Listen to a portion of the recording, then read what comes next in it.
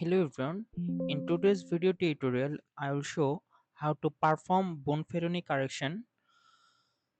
So in our previous lecture, I have shown how to do one-way ANOVA test.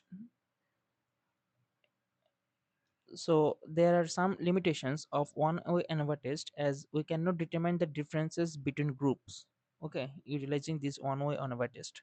So to check the difference between each of the group, I will perform separate t-test and control the multiple comparisons with the Bonferroni correction method. So here you can see the ANOVA result that we have found from the uh, ANOVA test result, one-way ANOVA test result. Here I have shown the mean and standard deviation of all of the values that has been calculated by our and one-way ANOVA test that I have shown before. Now we have already shown that there are significant differences among these uh, three variables. Okay, so in that video we'll show whether there is any differences among two variables. Okay, so that is why we usually perform post hoc test. Here you can see Napa versus S, the disintegration time of Napa versus reset and S versus reset we have shown here. Then we'll calculate the p value. Then we'll check whether they are significant or not. After that, we'll do alpha test. Okay, alpha correction, that is Bonferroni correction of alpha by utilizing this equation. Now let's check the p value and let's check whether uh, any two of them are significant or not. Okay, so we can easily check them by utilizing a calculation of their p value. For this, let's check the p value. So for this, click on equal to t test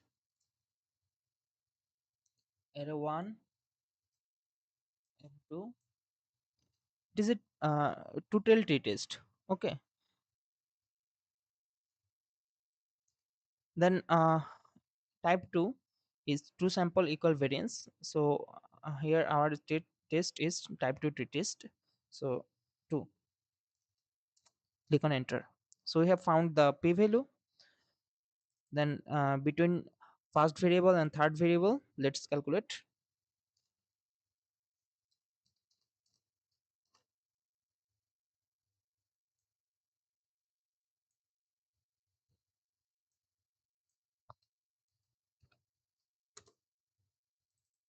And finally, between second and third variable, let's calculate the p value.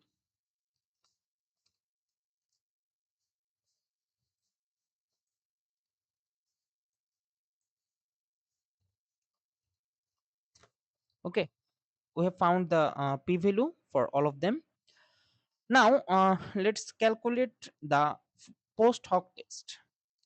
Okay, so why we are actually testing the post hoc or test? Because by utilizing the one-way ANOVA test, we can only conclude whether there is any significant difference between at least one of them. Okay, but we failed to determine the differences between two groups. For example, by utilizing one-way ANOVA test, you cannot determine whether there is any difference between Napa and ACE. Actually, there exist some differences, but between which of them there is difference, whether Napa and ACE are different, whether the disintegration test of disintegration time of ACE and reset are different, or Napa or reset is different. So how, what are the differences? So for this we actually perform this analysis. Now post hoc test we have to calculate. When performing three tests, there is a 14% chance of observing at least one false positive result. So what it actually means, actually this is the Bonferroni correction. It x-axis shows the number of simultaneous tests. You can start it from 1 to 100. Okay, then y-axis shows probability of type 1 error. Type 1 error is false positive error. So the more simultaneous test you will perform, the more would be your type 1 error, the more would you would have the chance for this error. Okay, so for that reason, um, we have performed three tests for each of them. For each of the test, for each of the result, actually this is the ultimate result of average of 3.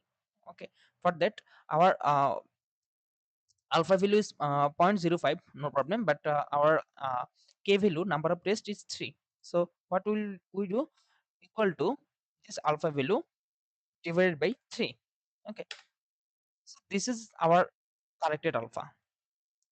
Corrected alpha means uh, from now on this value should be taken into consideration, this corrected alpha. So if any value is less than 0.016, then we can say that yes, our we can easily reject null hypothesis. And if any value is higher than 0.016, then we can say that yes, uh, we cannot reject null hypothesis. Okay, so now by utilizing this alpha value, corrected Bonferroni value, we need to check whether they are significant or not. So to check whether they are significant, what should we do? Is equal to, if, exactly, logical test. Logical test means this value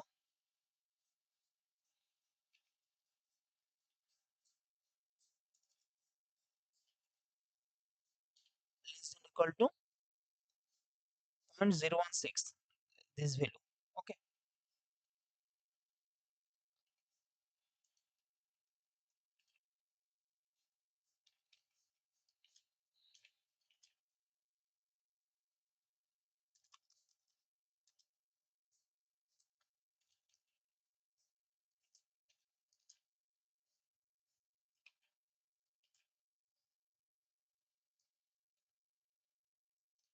now I need to close this with dollar sign because I shouldn't want to change this.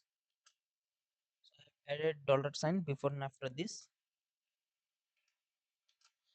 Okay, you need to understand what it actually means. It actually means whether our p value is greater than or less than the critical value.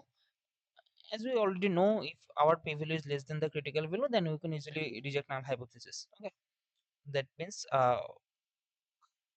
it would be significant. Okay, yes, you can see it is significant. For all of the cases, you can easily see that our p value is less than the critical value. Then you can easily say that yes, your result is significant. Actually, you can easily see by this value, but why I still do this test? Because I do this logical test for if you have a lot of comparison, then you can easily perform this by just clicking on that. Okay, just by clicking on uh, that, you can easily get the values.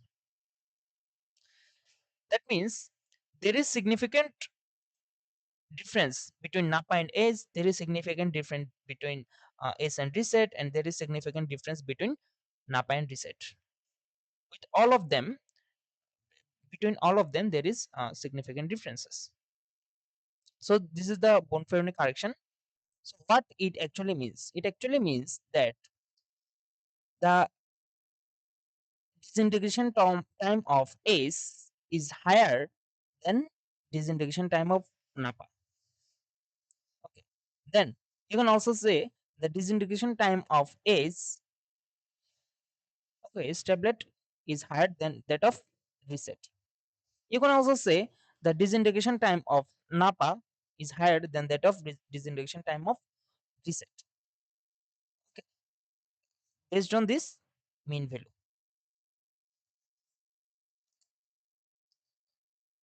significantly there is significant differences. Okay, there is significant differences among these, okay, between any of them. So I think you have easily understood that why we perform the post hoc test. Basically, to have a conclusion, to have a significant conclusion, we usually perform this test. Hope that you have understood. If you have further confusion, please inform me in the comment section. Thank you.